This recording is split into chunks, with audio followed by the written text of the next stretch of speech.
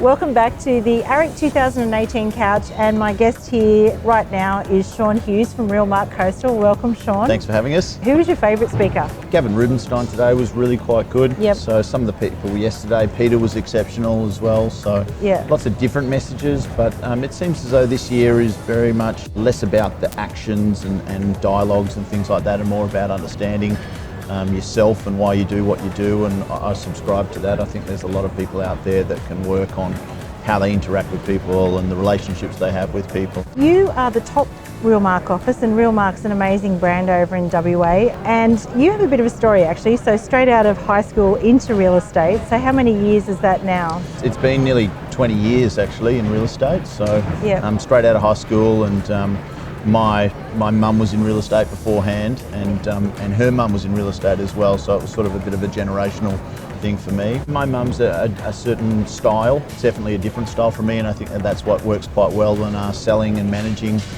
sort of program inside the business. What's her role in the business now? She's a director, but she still lists and sells like myself. Yep. So she's a working director. She probably oversees a lot of the culture inside the company, which is good. What about you, Nana? What did you learn from her? Nana told me a couple of pearls, list and last. That's her big one, which she had.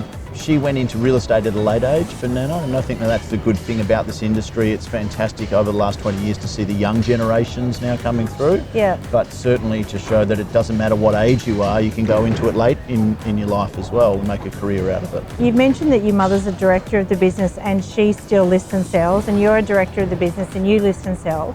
So how do you balance the fine line between being the boss and also still being out there in the field? I think leading by example is a really important one, to be able to be there in the trenches with the team and to know exactly what it's like. It's very hard, I think, in order to direct if you've never done. You do have to take on and off your hat at different times and be different things for different people, but that's what's exciting. I mean, it does help when you're out there in the trenches. When someone says, I'm having a tough day, then it makes that easier to relate to, right? Yeah, definitely. You know, I think for me, the thrill of the chase, the thrill of the hunt, turning over rocks and trying to make things happen, and all that hustling, I love that. So problem shooting and helping guys on a day-to-day basis around that is something that I get enjoyment out of as well. What are the advantages and the pitfalls of family business?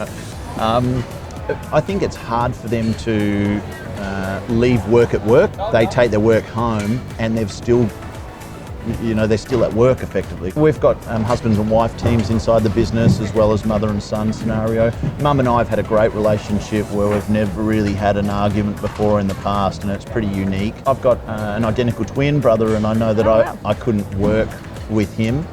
We're different personalities, and Mum and I are just a great mix of the yin and the yang, and that seems to work quite well. Dealing with people's biggest assets, how did you get them to take you seriously at such a young age? Yeah, that was probably the thing, Sam, that I really struggled with to start off with, because 20 years ago, 2 decades ago, age was seen as experience, and so even if someone had been in the industry the same amount of time as me, because they were 40, it was deemed that they had experience. You just got to know your product knowledge better than everyone else, and I think that that information is accessible these days anyway, so the consumer knows so much more now than they did 20 years ago. So it's pretty hard to wow them with product knowledge, but I think you've got to be really good at that. Energy and enthusiasm, I think, really trumps a lot of that age thing these days. And also, I think you've seen, like, even the crowds, where the age demographic is getting younger and younger. What are your goals for the future, and what do you think, like, after being here for the last couple of days, what does the office of the future look like?